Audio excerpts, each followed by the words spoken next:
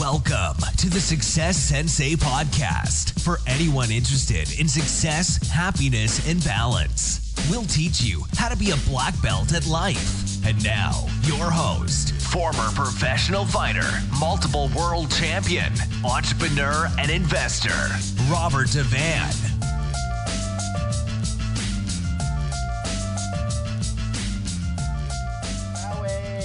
This is Roundhouse Rob, the Success Sensei, helping you to win at life one kick and punch at a time. Today we're talking about what do you wish you knew when you were 22? And it's episode 190. Welcome to the Friday Blitz. The Success Sensei, Friday Blitz coming at ya. What do you wish you knew when you were 22? It doesn't have to be 22. If I've any listeners that are 22 or younger, you'll think that it's irrelevant. It's only 22 because it rhymes with new. It could be any age. So it could be, if you're only 20, it could be what do you wish you knew when you were 15 or 16, suffering from your teenage angst. What do you wish you knew then, which would have made your journey a hell of a lot easier? So this obviously is a journey of reflection. Now, the thing about reflection, ultimately, our mind goes into, a state of regret.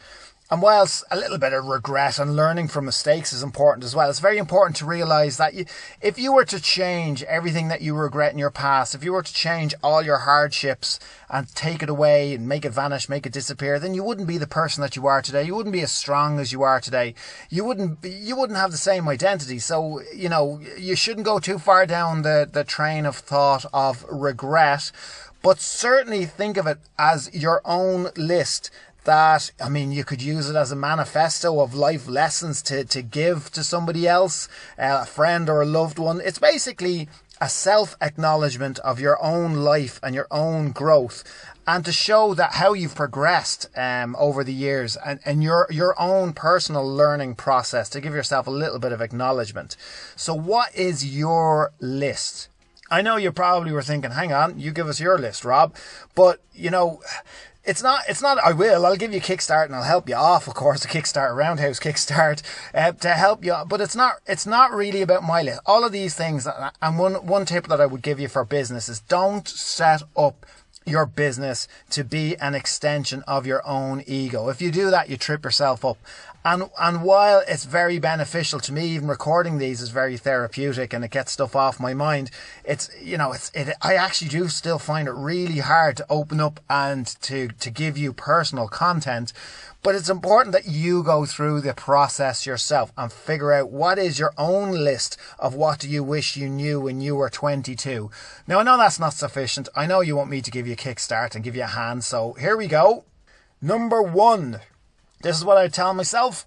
I would tell myself to focus more. So be less oozy-like in style, scattered, jumping between things, having lots of interests. And I do have a lot of interests. I love life. There's a lot of things that interest me, so it's very easy for me to start going off on tangents in different areas.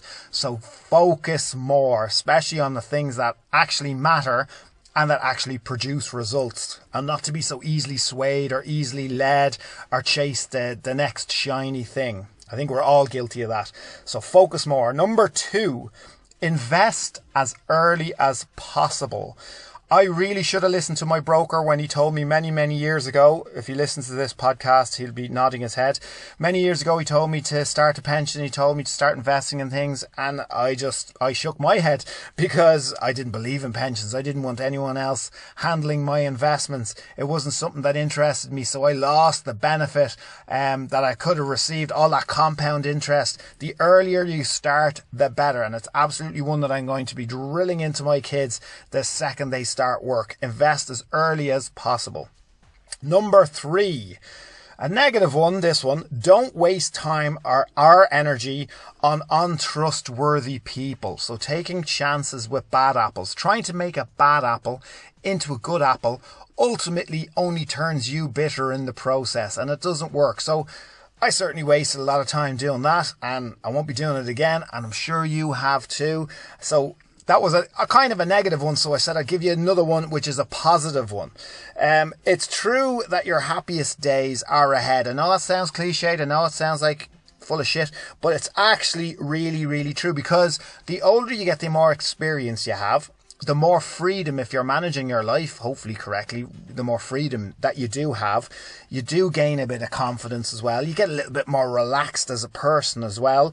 You develop stronger family bonds. So you have people that love you and people that you love. And you basically have better control in shaping the life that you want to live. So happiness is a possibility. Being happier is a possibility as you get older. I think when you're younger, I think life is a little bit harder. I don't think I certainly didn't even see happiness as a goal. I thought life just had to be hard no matter what. Now that's not to say that, you get happy and then you settle and you get comfortable and you don't strive for more. I've always said it. It's very simple and easy and possible to be happy and to still strive for more, to still not be fully satisfied. You can be happy and unsatisfied. That's a thing. That's possible. So I hope those 4. 1 was focus more. Number 2 was invest as early as possible. Number 3, don't waste time or energy on untrustworthy people. And number 4 is that it's true that your happiest days are ahead. I hope it's given you a roundhouse kickstart. I hope it's going to help you with your list. What is your list? It can be 2, it can be 3, it can be 1, it can be 10, it can be 100 if you can think them up. I would love to hear it. So let me know if you have any feedback. Thanks for listening. I'm Roundhouse Rob, the Success Sensei. Life is a fight you can enjoy and win. Bowing out. This has been the Success Sensei, fighting the winning fight. So add us, subscribe, like, and comment. Keep those hands up and keep moving forward.